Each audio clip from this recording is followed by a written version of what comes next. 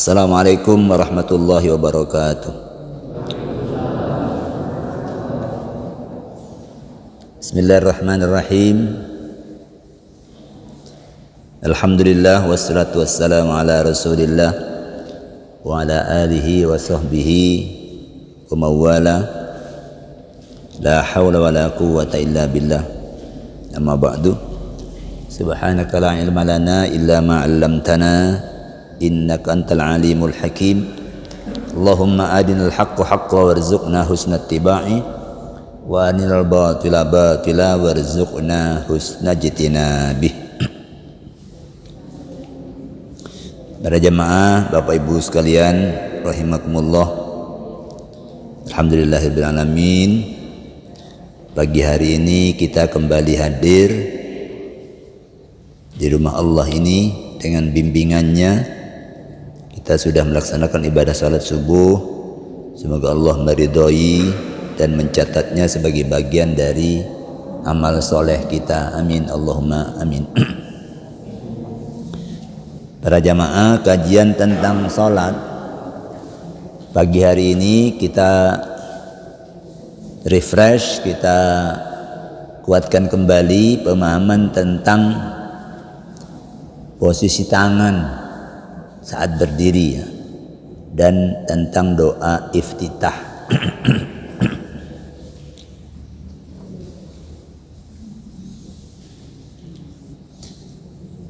Pada kajian yang lalu kita sudah membahas kaifiyah bertakbir dalam salat, baik takbiratul ihram maupun takbir intikal. Takbir intikal itu takbir lain selain takbir pembuka sholat. Selebihnya itu namanya takbir intikal. Termasuk bangun dari ruku yang tidak pakai takbir, itu namanya tasmi'. Yang dulu asalnya itu juga takbir. Tapi setelah sahabat Abu Bakar memuji Allah karena datang terlambat ke masjid untuk sholat jamaah, ternyata tiba di masjid Nabi pas takbir untuk ruku rakaat pertama. Jadi dia bersyukur masih mendapatkan rakaat yang pertama dengan menyebut Alhamdulillah. Lalu di saat itu saat Nabi ruku itu Malaikat Jibril datang nyatakan Sami Allahu liman hamidah. Lalu Nabi diperintahkan untuk mengucapkan itu. Bangun dari ruku, Nabi tidak mengucap takbir seperti biasanya, tapi Sami Allahu liman hamidah. Yang ngangkat tangan itu takbiratul ihram, kemudian mau ruku, bangun dari ruku, kemudian nanti itu bangun dari rakaat yang kedua. Jadi angkat tangan itu ada 4. Selebihnya tidak pakai angkat tangan. Nah sekarang saat berdiri itu tangan kita itu bagaimana naruhnya dan ditaruh di mana.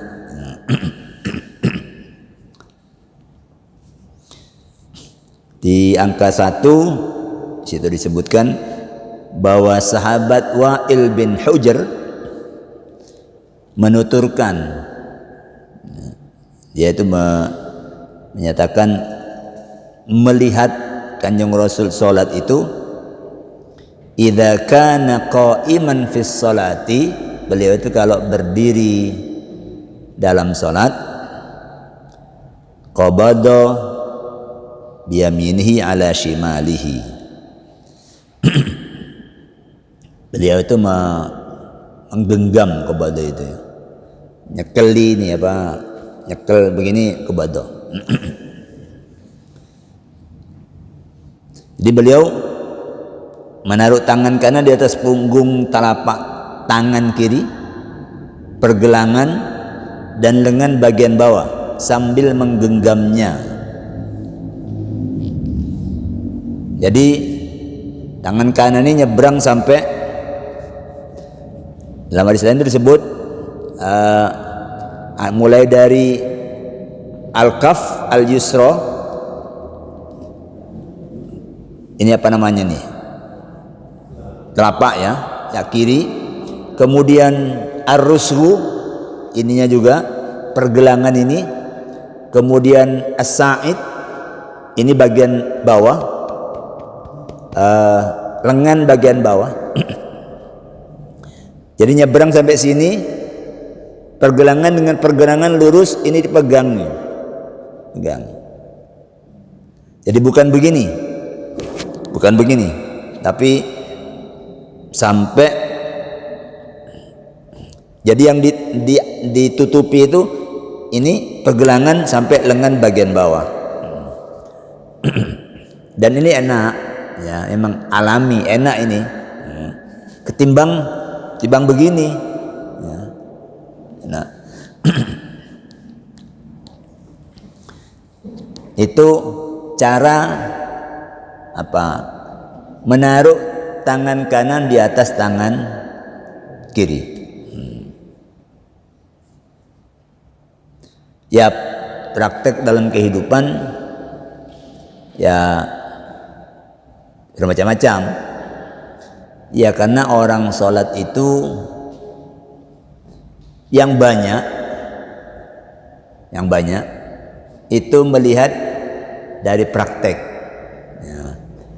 Kalau melihat dari praktek akhirnya tergantung siapa yang dilihat ya, Kalau anak-anak di rumah kita itu bagaimana melihat orang tuanya sholat. Kalau dia tidak dapat masukan lain, misalnya dari sekolah atau dari TPQ, ya itu ya ngikut seperti yang dipraktekkan oleh orang terdekat. Jadi ini yang pertama, enak ini, enak.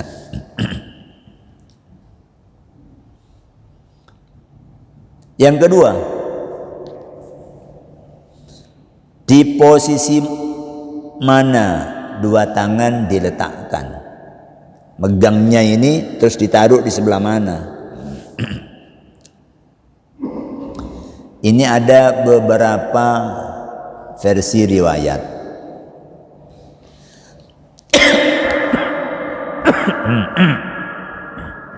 Sampai ada 5 ya.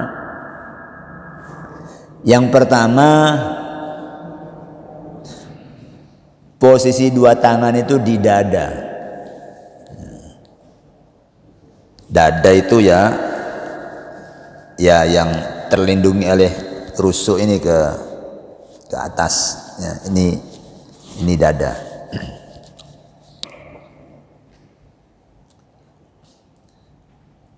Yang versi ini itu diriwayatkan juga oleh Wa'il bin Hujr.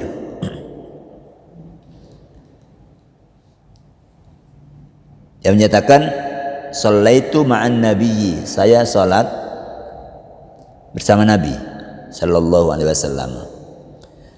Fa wada'a yadahul yumna ala yadihil yusra ala sadrihi. Beliau naruh tangan kanan di atas tangan kiri,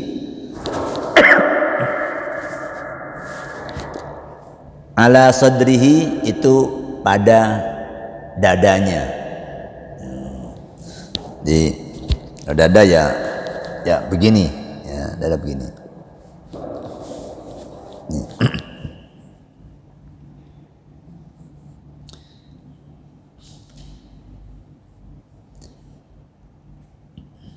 Kemudian yang kedua,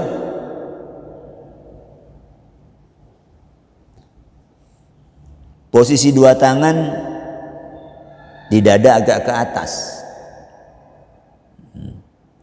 lebih lebih tinggi lagi dari yang tadi itu, agak ke atas lagi seperti ini.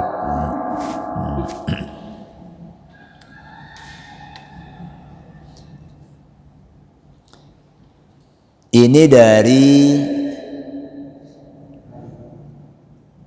dipahami dari perintah wanhar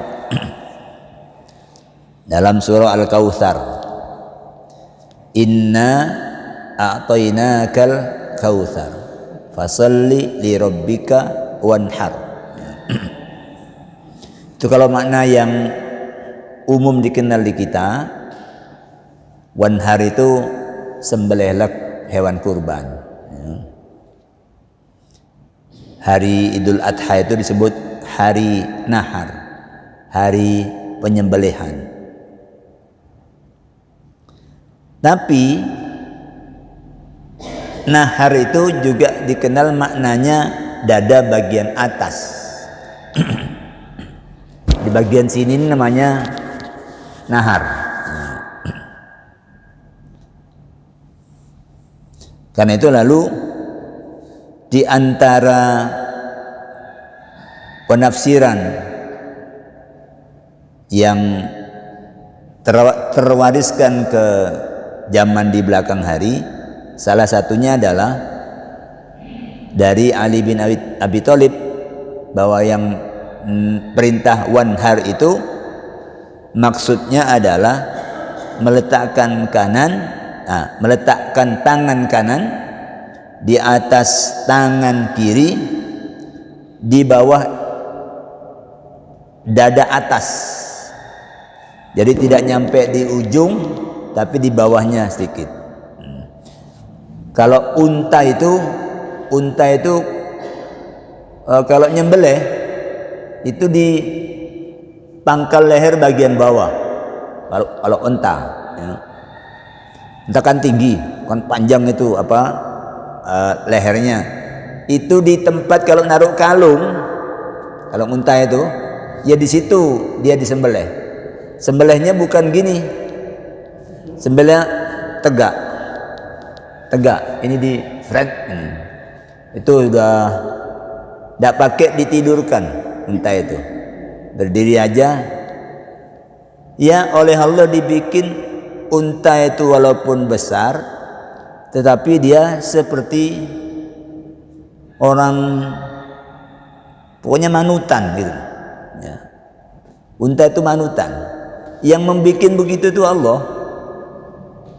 Coba kalau unta lihat majikannya bawa pisau, terus dia lihat terus mulai nyerang, ya ruwet yang mau nyembelih. Jadi dia diginikan sudah, biar nanti itu roboh sendiri, tidak pakai dirobohkan. Itu unta. Tapi kalau sapi,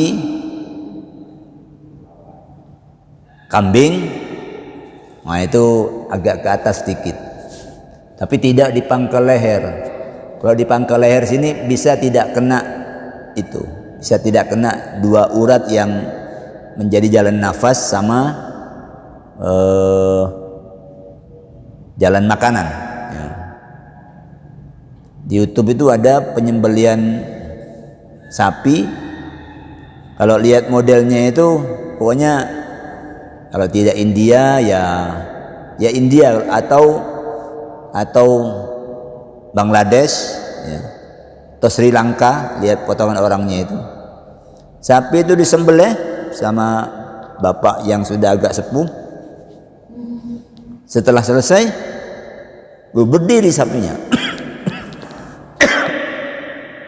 Berdiri jalan.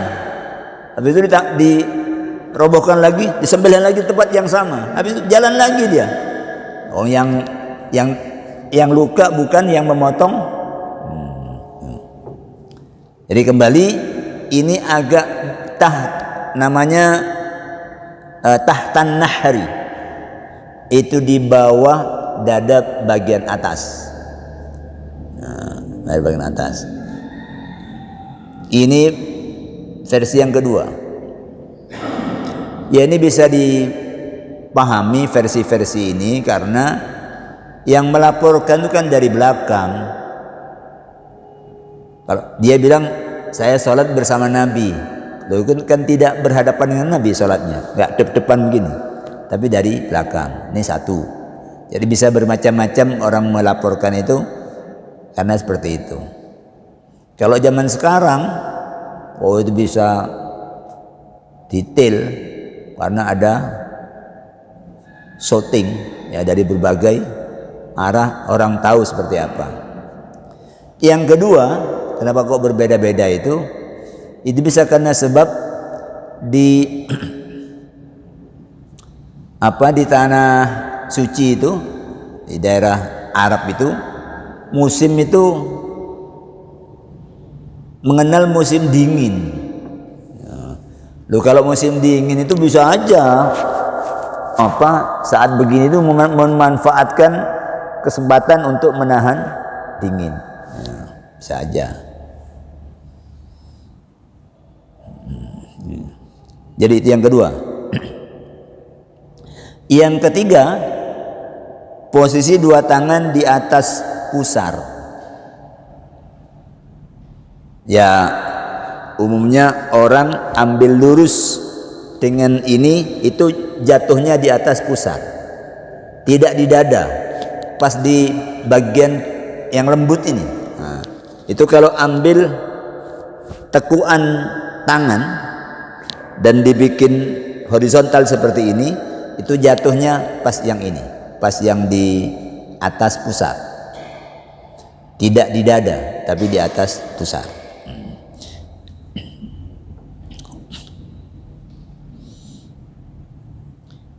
Ini sesuai praktek salat Ali bin Abi Thalib. Nah, dan yang ini yang dipegangi oleh kebanyakan ulama termasuk Imam Syafi'i. Itu memegangi yang versi moderat ini, tidak ke sini, tidak ke sini. Ya. Tapi ini enak ini, jatuhnya enak.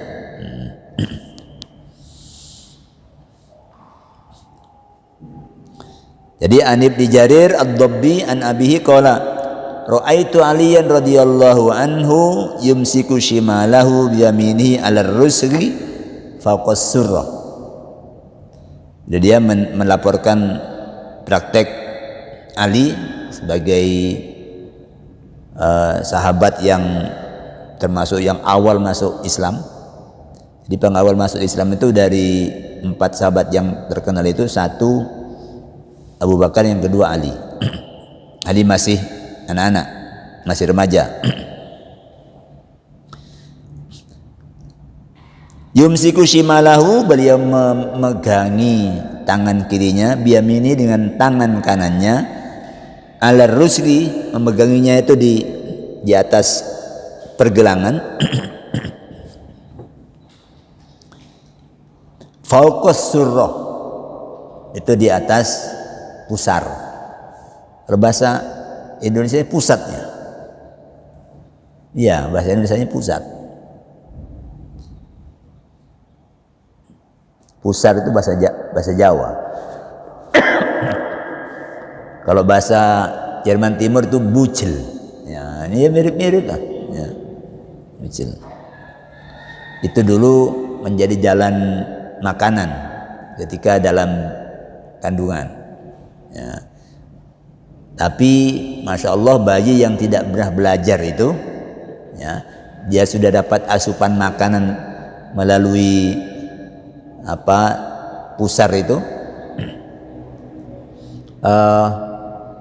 Setelah keluar, nggak pakai kursus, didekatkan ke puting susu ibunya, loh dia jedot. Itu sing ngajari yang buat. Jadi yang buat nangis juga tidak perlu diajari, tiba-tiba dia ya langsung pinter nangis, ya nangis. Oke. Yang keempat, posisi dua tangan di bawah pusar. Jadi tidak gini, tapi ini agak turun ke bawah besar. Yang begini nih banyak orang-orang yang perutnya agak gendut, itu biasanya agak turun tangan itu, tidak naruh ke sini. Tapi biasanya yang keempat ini dipegangi oleh Abu Hanifah dan Imam Ahmad. Jadi madhab Abu Hanifah, madhab Imam Ahmad itu memegangi yang di bawah pusar. Sama juga ini sumber yang melaporkan itu, ini juga Wa'il bin Hujr, ya. Dia menyatakan ra'aitun nabiyya sallallahu alaihi wasallam wa du'a yaminahu ala shimalihi fi sholati tahta surrati. Jadi boleh jadi ya Nabi itu mempraktikkan macam-macam. Kayak tadi itu. Kalau musim dingin cenderung itu lebih begini. Musim-musim sedang enak tengah-tengah gini. Musim panas rotok di Glembrehno. Ya. Tapi karena datang bermacam-macam itu, lalu para ulama mempertimbangkan riwayatnya, ada yang cenderung ke di atas pusar, ada yang cenderung ke di bawah pusar. Lalu kelima, kedua tangan dilepas turun ke bawah, nggak pakai sendakep, ya, nggak pakai sendakep. Ini dipegang oleh Imam Malik dan murid-muridnya yang mengikuti pendapat beliau. Karena Rasulullah sallallahu alaihi wasallam idza qama ila shalah, kalau beliau berdiri salat, yarfa'u yadayhi, beliau angkat kedua tangannya, hatta yuhadiya bihima mangkibaihi, sampai setara dengan dua pundak, ya. Thumma yukabbiru, kemudian beliau bertakbir, hatta yakir kullu admin min maudihi mu'tadilan. Setelah itu beliau kembalikan setiap tulang itu ke posisi semula. Jadi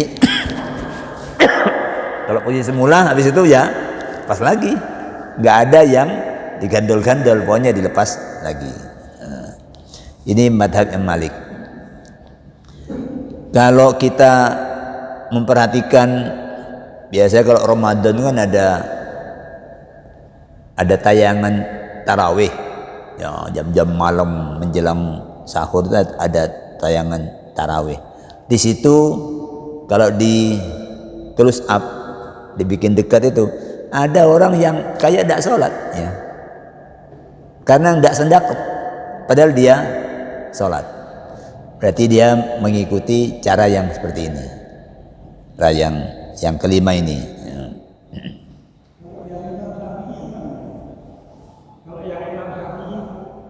Imam Syafi'i tadi yang tengah-tengah itu, yang di atas pusar, tidak di dada, tapi di atas pusar. Pokoknya di wilayah ulu hati ini, wilayah tengah ini. Yang kalau kita kembung biasanya sing di tepuk wilayah sini, bukan di dada. Kalau tepuk dada itu orang sombong, orang sombong. Tepuknya di perut, ya, perut. Nah, ini para ulama itu berpendapat bahwa keragaman ini itu semua menunjukkan kebolehan, ya. Jadi boleh yang mana ya. Tapi yang bagus itu adalah untuk kita ya, untuk kita sebaiknya jangan mempraktekkan yang tidak sendakep ya. Nanti kalau jadi imam ruwet itu, makmumnya nunggu, imamnya terus takbir ya. Ternyata Allahu Akbar, ternyata sudah ruku ya. Karena tangannya taruh ke bawah. Kenapa? Karena di sini itu sebagian besar adalah pengikut madhab Syafi'i. Biasa sholat itu sendakep ya. Walaupun punya pendapat boleh tidak sendakep, tapi itu kalau tidak selaras dengan lingkungan itu tidak bagus ya. Karena membuat orang bertanya-tanya ya. Nah, iku ngatek tok gak mulai-mulai gitu. Ya. Oke. Yang penting nomor 3 ini. Rasulullah melarang orang yang sholat meletakkan 2 tangannya di pinggang. Ini memang dilarang oleh Nabi itu, dilarang. Ikhtisar namanya, Pak. Ikhtisar. Mukhtasir itu orang yang Allahu Akbar. Wah ini lencang setengah kanan tapi kok kanan kiri ini. Kalau lencang setengah lencang kanan kan gini, setengah lencang kiri, tapi ini kok dua-duanya. Itu dalam riwayat Abu Hurairah dinyatakan Nabi sallallahu alaihi wasallam annahu naha ayyusalli ar-rajulu muhtasiran. Beliau melarang orang sholat dengan berkaca pinggang, bertolak pinggang.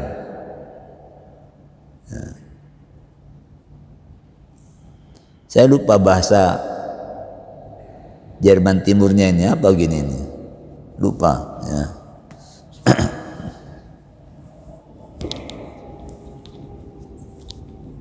Oke. Jadi kalau lihat ini, walaupun Nabi nyuruh sallu kama ra'aitumuni usolli, salatlah kalian sebagaimana kalian melihat aku salat, karena beliau mempraktikkan salat yang banyak diamati oleh sahabat itu kan ketika di Madinah, karena di Madinah itu sudah tidak ada gangguan dari orang-orang musyrik secara langsung. Karena di Madinah Nabi ngatur orang mukmin, orang ahlul kitab, orang penyembah berhala itu diatur di bawah piagam Madinah. Semua bergabung menjadi satu, saling membela, saling mendukung. Jadi intinya itu kalau ada orang luar mau menyerang Madinah, semua wajib mempertahankan Madinah, siapapun yang diserang. Kalau yang diserang orang Islam, maka orang ahlul kitab, orang penyembah berhala wajib mempertahankan Madinah, walaupun yang diserang orang Islam. Kalau yang diserang orang ahlul kitab, orang Islam juga wajib mempertahankan Madinah.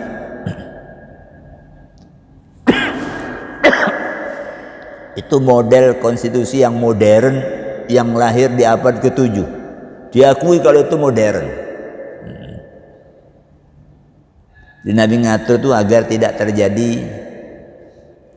kalau yang dikembangkan konflik nanti kayak di Mekah. Kayak di Mekah. Jadi lakum dinukum waliyadin. Tapi urusan bersama ayo ditoto. Ya ditoto. Nah, model Indonesia itu dipandang sebagai apa, bentuk dari piagam Madinah. Jadi urusan yang berkenaan dengan agama masing-masing ya monggo dewe-dewe. Tapi urusan pertahanan, urusan keamanan, urusan ekonomi, ya ayo diurus bareng-bareng.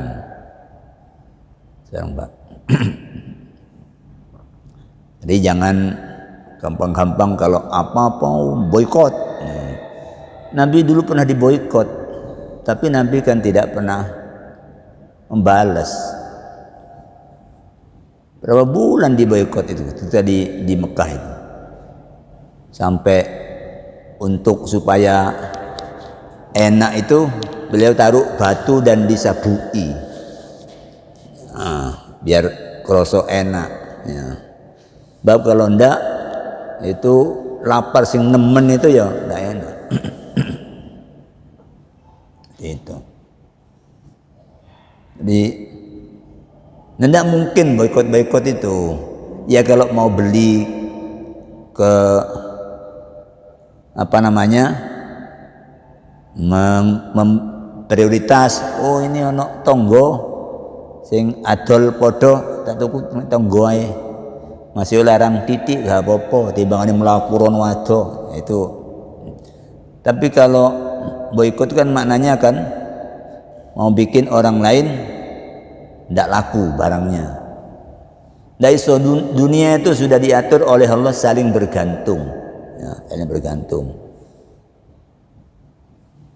Kitab yang kita pakai itu kan banyak produk orang lain juga, mau HP, mau speaker, lampu ini dulu penemunya juga bukan orang beriman ya. Tapi itu no problem, itu bukan urusan yang harus di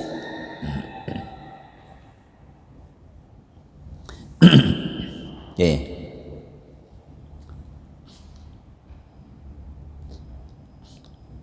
Oke, doa iftitah itu setidaknya itu ada 5 versi.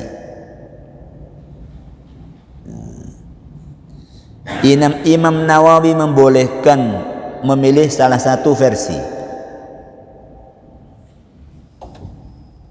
Tapi kalau jadi imam, kata beliau itu,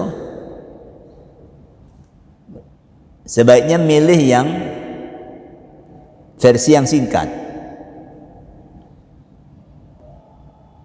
Karena Nabi menyarankan imam itu sholatnya itu moderat.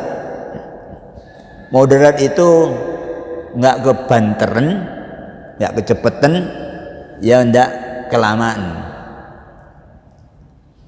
Artinya yang dia gunakan itu adalah polanya yang umum. Umumnya orang itu seperti kalau tengah-tengah itu orang umum itu. Kalau tengah-tengah itu. Tapi kalau sholat sendiri monggo lah. Mau baca berapa surat sendirian monggo. Termasuk ini kalau ngimami kata beliau pilih yang lebih pendek. Tapi kalau sendiri, boleh dia mengumpulkan beberapa versi dalam satu bacaan, digabung. Ya, dia bacanya doa iftitahnya panjang. Yo, versi 1, ya, ini versi Allahu Akbar kabiro.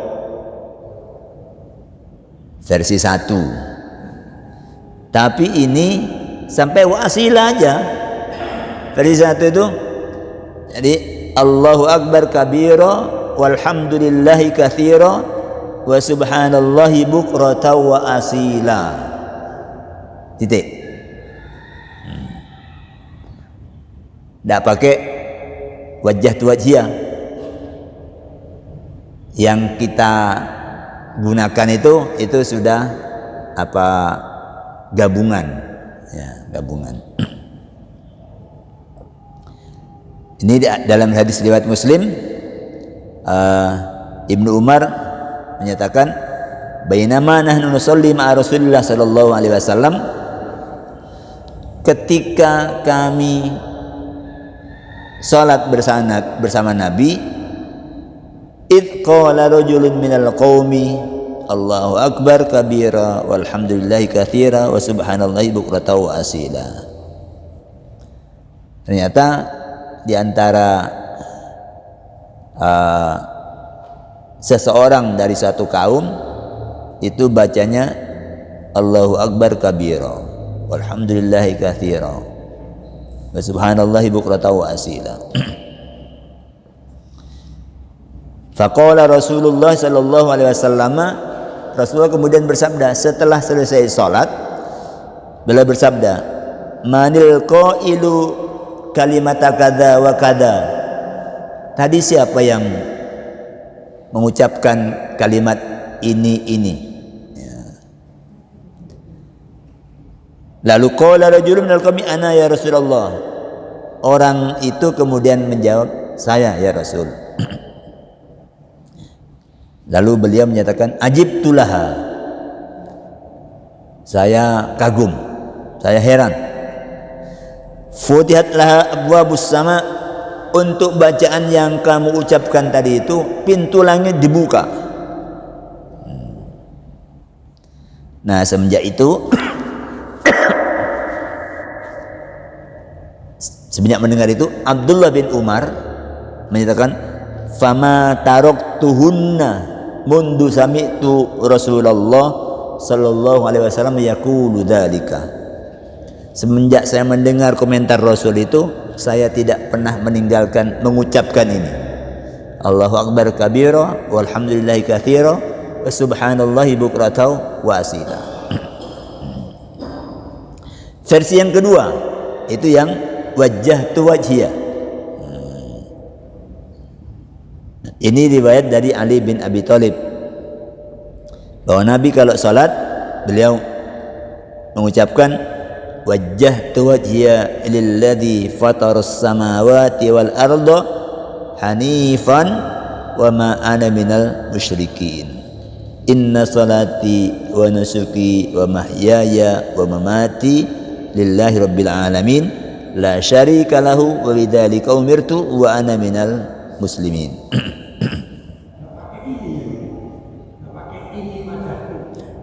Ya, ini dalam riwayatnya itu tidak ada ininya tidak ada. Tapi kalau pakai ini juga ada apa-apa. Lawang tadi sahabat yang ngarang dewe itu loh, Nabi itu oke gitu loh. Nah, ini itu kan maknanya sesungguhnya aku. Nah, tambah itu. Kalau wajah itu aku hadapkan wajahku. Wajjahtu wajhiya lilladzi fatarus samawati wal ard, pada zat yang menciptakan langit dan bumi. Hanifan, dengan lurus, tidak pakai toleh-toleh, tidak pakai pencitraan. Ini hanya menghadap kepada Allah. Wa ma ana minal musyrikin, dan aku bukanlah termasuk orang musyrik. Inna salati, sesungguhnya salatku, wa nusuki, ibadahku, wa mahyaya, hidupku, wa mamati, matiku, lillahi rabbil alamin. La syarika lahu, tidak ada sekutu bagi dia, bagi Allah. Wa bidzalika umirtu, dengan itu aku diperintah. Wa ana minal muslimin, dan aku termasuk orang-orang muslim. Jadi kalimat ini itu kalau ditemani, orang itu bisa membentuk cara hidup dan memandang dunia itu ya kayak gitu. Gitu. Coba aku hadapkan wajahku kepada zat yang menciptakan langit dan bumi, hanifan, dengan lurus lapang. Tidak pakai ada kepentingan untuk pencitraan.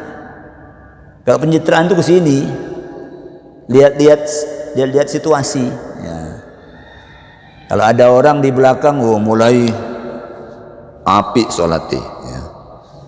Mau pas ijenan, karo-karuan miring-miring garuk-garuk bareng ono wong terus api. Nah, itu dia tidak sedang ke situ, dia sedang ke belakang.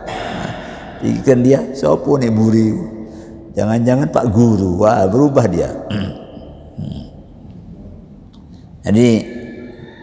Jadi kenapa salat itu bisa mengubah orang? Ya kan memang seperti ini. Kalau salat sudah salat tidak berubah, ya salatnya sing turung oke. Nah, kita harus ikhtiar agar salat itu membentuk kita menjadi benar-benar hamba Allah. Yang ketiga, ini Allah maba'id.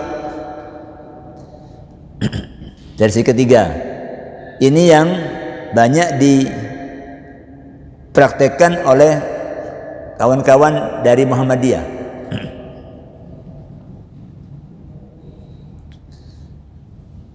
Di ketika takbir, sebelum baca Al-Fatihah, beliau membaca Allahumma ba'id baini wa baina khotoyaya kama ba'atta bainal masyriqi wal maghribi. Ya Allah, jauhkan aku baini, antara aku wa baina khotoyaya, dan dengan dosaku, kama ba'atta, sebagaimana engkau jauhkan bainal masyriqi wal maghrib, antara timur dengan barat. Ini timur dan barat itu jauh sekali, nggak ada batasnya, nggak ada ukurannya sampai sekarang. Lawang untuk mencapai matahari kita itu kan 150 juta kilometer, yang masih panas, yang kalau dilihat kita tidak tahan, itu 150 juta kilometer. Dekat itu bintang yang paling dekat matahari itu. Bintang kedua yang terdekat kedua itu namanya Alpha Centauri. Bintang itu adalah benda langit yang punya cahaya sendiri, ya. Kalau bumi nggak ada cahayanya, bulan nggak ada cahayanya. Bulan itu cuma memantulkan cahaya matahari aja. Yang kedua, kalau kita naik pesawat secepat cahaya ke matahari, berangkat dari masjid ini 8 menit matahari sudah lewat. 8 menit aja lewat sudah, kalau kendaraannya secepat cahaya. Tembakkan cahaya dari sini, 8 menit sudah lewat dari matahari. Untuk mencapai matahari yang kedua, kita butuh waktu 4 tahun. Matahari yang kedua. Jadi Allah itu maha besar. Dilihat dari ciptaannya yang besar, juga maha besar dilihat dari ciptaannya yang kecil.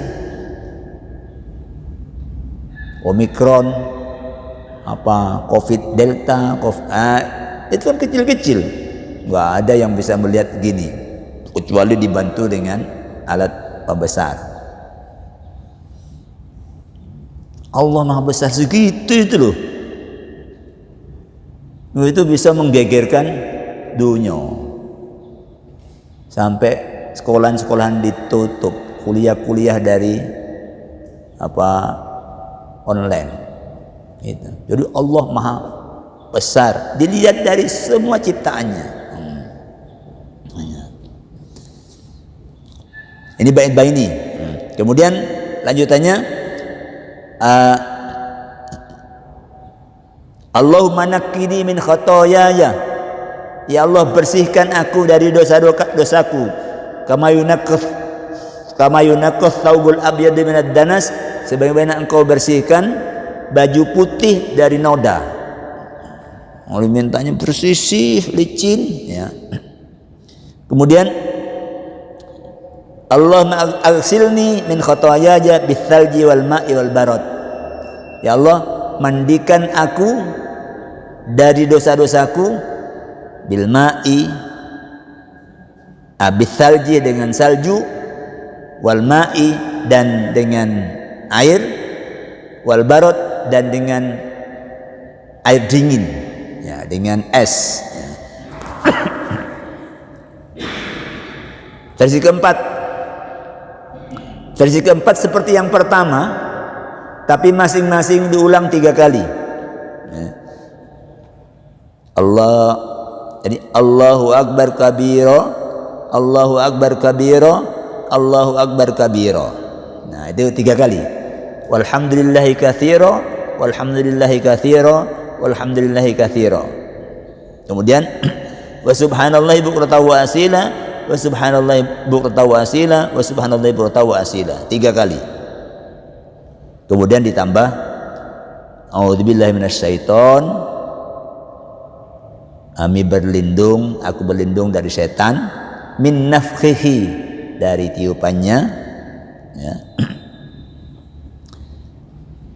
Kemudian wa naftihi wa hamzihi,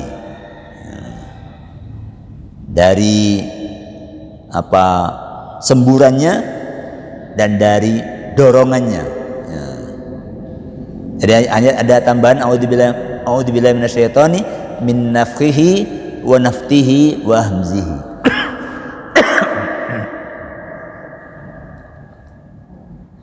Versi yang terakhir,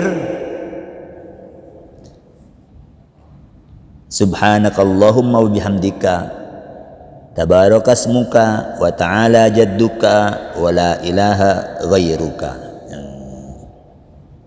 Jadi itu pilihannya banyak. Kalau begitu ada ulama yang berpendapat boleh kita tambahkan di situ doa-doa apa yang lain tuh kita tambahkan. Karena perintahannya itu yang suruh seperti Nabi itu adalah gerakannya. Sebagaimana engkau melihat aku sholat. Sedangkan isinya, ya, itu kecuali yang tidak boleh diutik-utik, Fatihah. Itu nanti ada dalilnya. Yang lain-lain itu Nabi berganti-ganti. Jika ada yang berpendapat jadi boleh orang memasukkan apa di situ. Kayak yang tadi itu, yang sahabat baru oleh Nabi diapresiasi. Pintu langit dibuka untuk menyambut kata-kata kamu itu. Dibuka. Kunut kan macam-macam kan. Kalau lagi ada perang itu di Saudi itu kunutnya itu menyebutkan Allahumma unsur ikhwanana fi Shishan, Allahumma unsur ikhwanana fi Palestin, disebut. Zaman Nabi gak ada itu, gak ada. Jadi sujud itu kan Nabi suruh berdoalah, itu posisi paling dekat dengan Tuhan, berdoalah semaumu. Mau doa siapa? Ya, saat sujud. Tapi para ulama doanya cara Arab, ya, cara Arab. jadi ini yang namanya sholat di tengah ketatnya bentuk ininya, di dalamnya itu ada yang fleksibel, ya. Nabi bergonta-ganti, bacaan surat itu Nabi bergonta-ganti. Ya. Yang tidak gonta-ganti hanya Al-Fatihah. Oke. Saya kira itu waktunya sudah lewat sedikit. Mudah-mudahan menyegarkan kembali paham kita mengenai ibadah yang setiap hari kita lakukan, sehingga kita dapat memahami jika ada keragaman yang terjadi di masyarakat, tidak perlu mengklaim atau mencap nggak bener ini kamu ini, ya. Lihat dulu, ya, mengenai apanya. Semoga manfaat. Aku qouli hadza wa astaghfirullah li wa lakum. Wassalamualaikum warahmatullahi wabarakatuh.